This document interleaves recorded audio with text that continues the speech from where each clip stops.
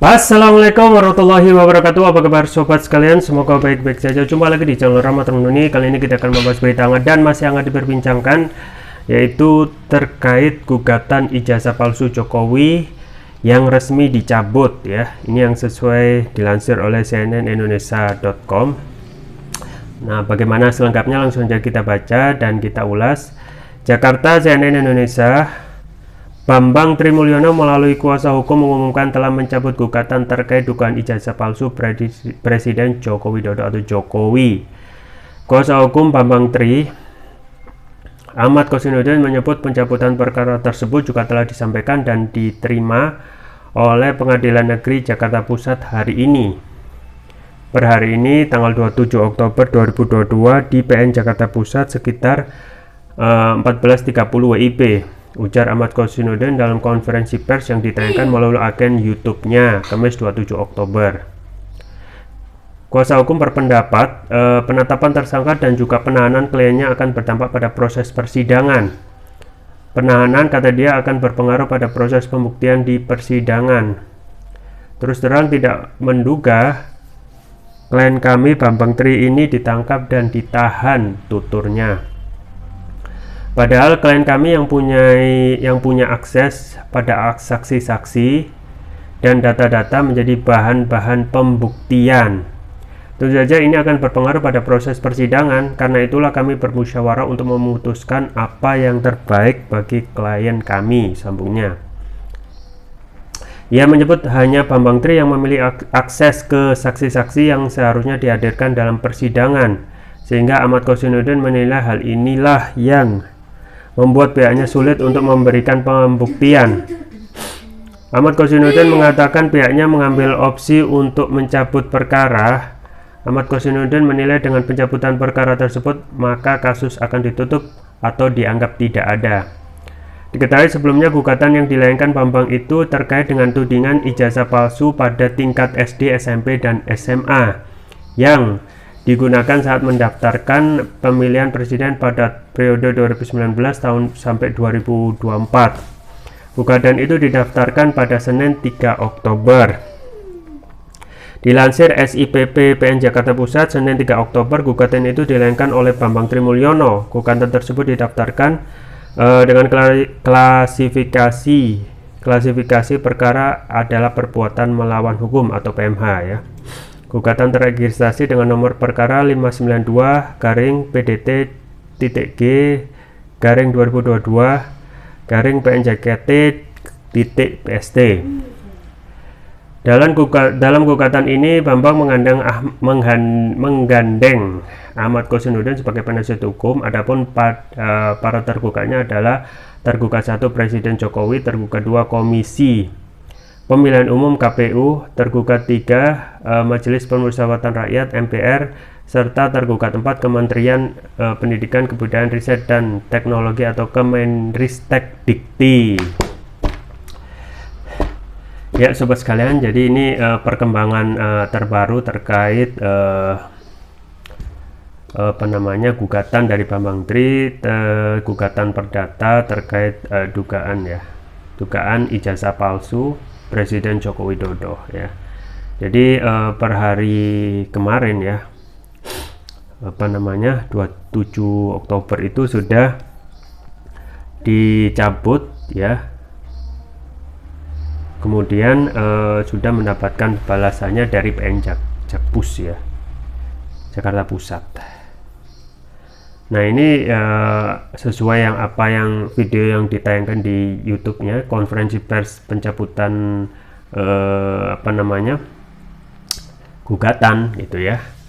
Memang ini sudah dimusyawarahkan oleh tim kuasa hukum Bambang Trimulyono, dan kita ketahui itu sudah Bambang Tri menguasakan kasus gugatan perdata ini kepada Egy Sujana ya, Profesor Egy Sujana, kemudian Ahmad Kosinudin dan juga tim ya. Mereka sudah, kalau kita melihat videonya, mereka sudah bermusyawarah gitu ya. Karena dalam kondisi sekarang itu kurang kondisinya kurang pas ya, kurang pas dan kurang kuat, karena kita ketahui Bambang Tri sendiri di penjara, ditahan gitu ya. Nah inilah apa namanya kelemahannya ya, karena sesuai yang disampaikan ya Bambang Tri Mulyono itu ya, BTM itu sendiri yang mempunyai akses ke saksi-saksi ya, saksi dan juga bukti-bukti. Nah kalau sekarang di penjara ya kemungkinan masih bisa berjalan, tapi yang benar-benar tahu pasti yang mempunyai akses yaitu kalau Bambang Tri dan sekarang sudah ditahan ya, otomatis tidak akan begitu kuat ya posisinya. Nah dalam hal ini apa yang disampaikan ataupun keputusan dari tim kuasa hukum Bambang Tri itu saya pikir sudah tepat gitu ya. Kenapa ya? Karena kalau dipaksakan ya, ini kemungkinan besar ya kasus pasti akan dimenangkan ya, artinya akan dikalahkan Bambang Tri ya. Di lain pihak Bambang Tri tidak datang, tidak hadir dalam kondisi sekarang ditahan. Saya juga heran gitu ya, kalau pada rezim ini itu gampang sekali rezim itu ya memenjarakan orang ya.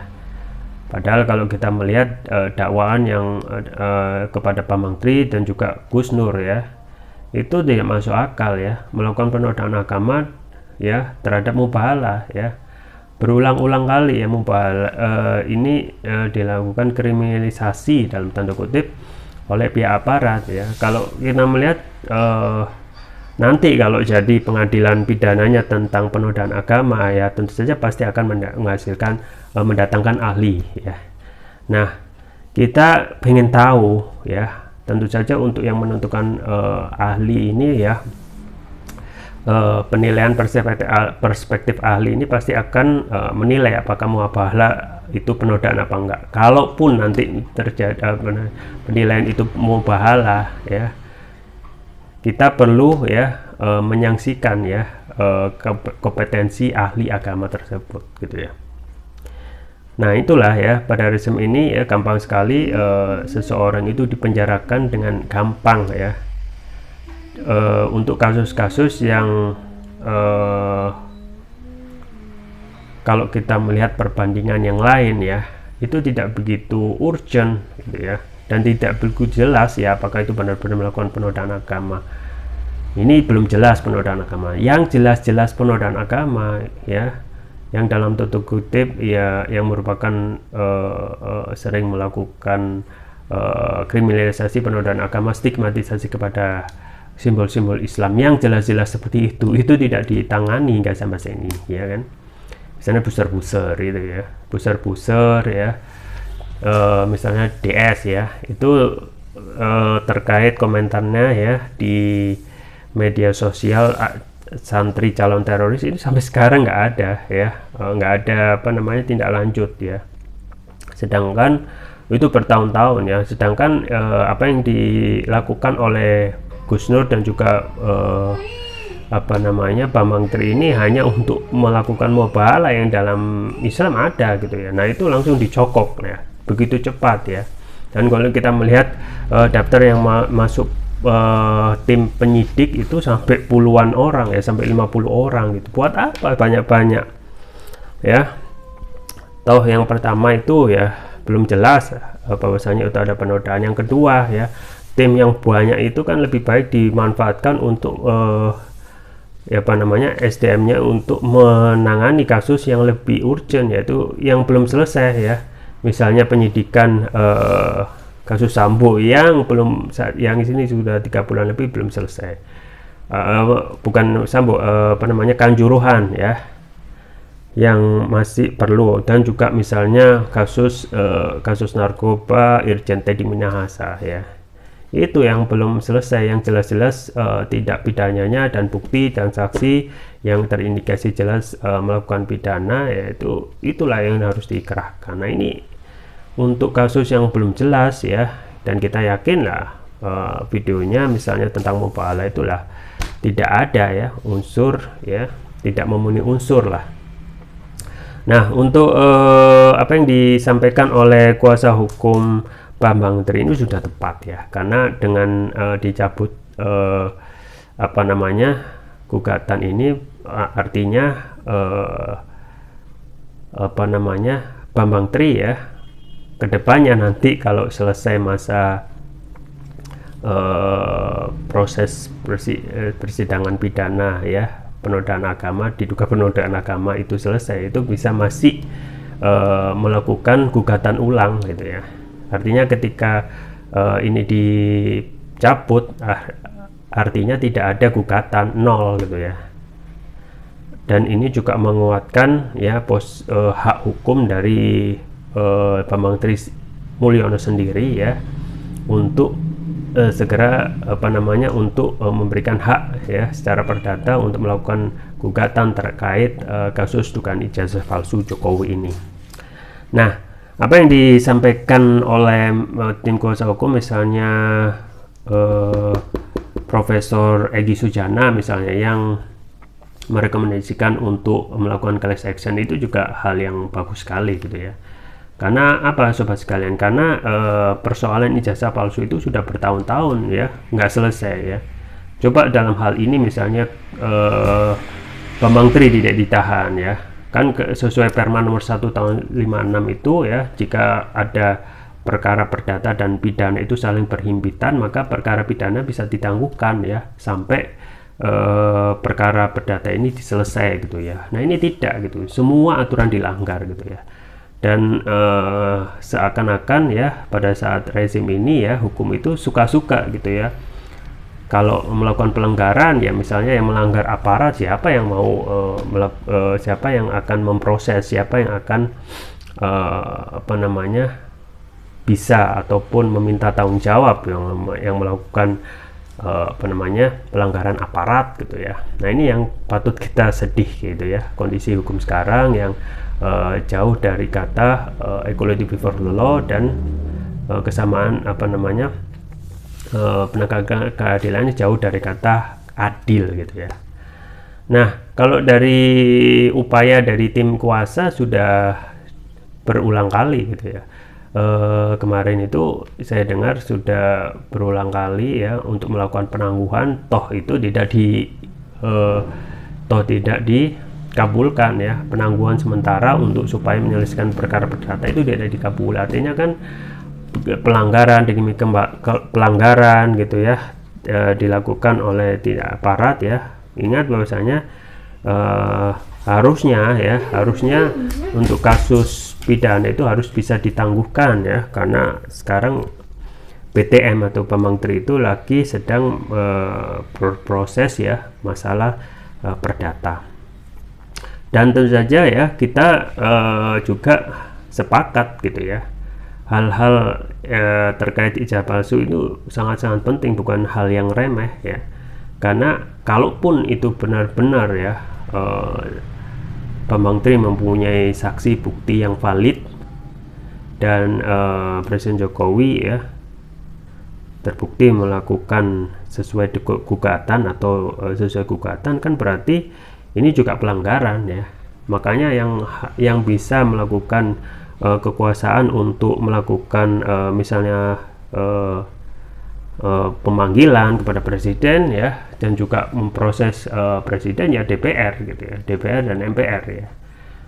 Jadi DPR itu posisinya sama seperti presiden yang dapat memanggil dan juga memintai keterangan gitu ya. Nah dan juga tidak sampai berhenti di situ ya, seharusnya juga bisa lebih ya, karena DPR ada wakil rakyat ya. Dalam hal ini ya kita juga sangat sayangkan tidak ada tindak lanjut ataupun sense of crisis dari DPR itu untuk menyelesaikan permasalahan ini ya secara sense gitu ya, menaruh perhatian dan juga segera menyelesaikan persoalan ini supaya tidak berlarut-larut. Nah ini juga menjadi kerugian sendiri ya sebenarnya bagi Pak Jokowi ya, karena secara hukum ya isu ijazah palsu ini sekali lagi tidak selesai ya. Coba kalau dalam hal ini ya presiden itu hadir, kemudian memenuhi hadir dalam persidangan untuk menyelesaikan kasus perdata. Nah ini selesai ya, Nah, maka secara hukum ya Pak Presiden Jokowi akan mempunyai status hukum jelas ya, bahwasanya Presiden Jokowi itu memiliki ijazah, misalnya ijazah asli ya. Dan kedepannya tentu saja setelah ada putusan dari pengadilan perdata tidak boleh ada lagi ya tuntutan atau gugatan terhadap persoalan ijazah ini ya. Nah, sekarang masih berproses ya, pidana aja belum ya, belum dilimpahkan ke pengadilan ya. Nah, ini kita juga patut sayangkan ya. Padahal kalau selesai ya, kemarin itu udah hadir ya, ketika nggak hadir ya berarti pertama persoalan tidak selesai, yang kedua ya masyarakat apa namanya akan memunculkan kemungkinan ya akan memunculkan ya prasangka-prasangka baru gitu ya, bahwasanya bisa saja sebagian masyarakat atau mayoritas itu benar gitu ya, nggak selesai karena memang ijazahnya tidak palsu ya. Dan ingat yang dituntut itu ya 3 ya, SD, SMP, dan SMA ya, jadi bukan ijazah kuliah ya. Nah, kalau ijazah SD, SMP, SMA itu tidak asli ya, kita juga patut pertanyakan kenapa bisa lolos sampai masuk sarjana misalnya, masuk UGM misalnya. Dan yang kalau kita melihat yang lebih agresif untuk melakukan klarifikasi justru yang tidak dijadikan materi pada persidangan perdata ini, yaitu apa namanya ijazah di UGM-nya ya, padahal yang digugatkan sesuai petitum SD, SMP, dan SMA ya. Nah, itu seharusnya menjadi pertimbangan ya, dan juga ke depan ya harus benar-benar apa namanya real ya. Dan kalau kita melihat ya memang kedepannya ini akan menjadi mengambang ya, artinya ini akan kerugian sendiri bagi Presiden Jokowi. Dan di lain pihak untuk hak hukum dari BTM atau Bambang Trimulyono masih mempunyai hak ya untuk melakukan gugatan lagi, karena kembali lagi ini dicabut. Yang mencabut tentu saja kuasa hukumnya ya, yang melihat bahwasanya kalaupun ini dipaksakan sampai hari raya kuda misalnya nggak akan menang gitu ya. Dalam hal ini posisinya lemah ya, karena yang mempunyai akses untuk ke saksi dan juga bukti-bukti itu tentu saja BTM yang saat ini ditahan gitu ya. Ya, kita tunggu saja ya kedepannya terkait ini ya, berarti untuk tanggal 31 ya, kalau sudah dicabut berarti tidak meskipun ada persidangan itu kemungkinan hanya mengumumkan ya, pengumuman untuk pencabutan gugatan ini, artinya tidak ada gugatan pada saat ini ya. Tapi kedepannya ya apakah BTM ya, Bambang Trimulyono itu akan melakukan gugatan ya, kita tidak tahu ya. Tapi kembali lagi bagi masyarakat ya yang ingin melakukan gugatan setelah class action yang disarankan oleh kuasa hukum Bambang Tri yaitu Egy Sujana, itu diperbolehkan class action namanya. Buktinya apa ya Bu? Membawa apa yang bisa dibuktikan ya, membawa bukti misalnya buku Jokowi Undercover itu yang sudah tersebar ya. Jadi itu yang saat ini ya sense of crisis yang harus ditemukan, terutama untuk DPR yang harusnya bisa mempunyai apa namanya kepekaan terhadap masyarakat permasalahan ini agar cepat selesai. Itu yang bisa saya sampaikan, semoga bermanfaat. Jangan lupa like, share, dan subscribe. Sampai jumpa lagi. Wassalamualaikum warahmatullahi wabarakatuh.